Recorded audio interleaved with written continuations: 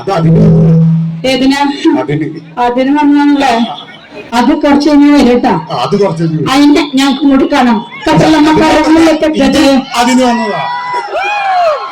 ഞാൻ പാടില്ല, നമ്മുടെ ഇടം പാടും. നമുക്ക് അല്ല, നമുക്ക് എന്താ സന്തോഷം അറിയോ?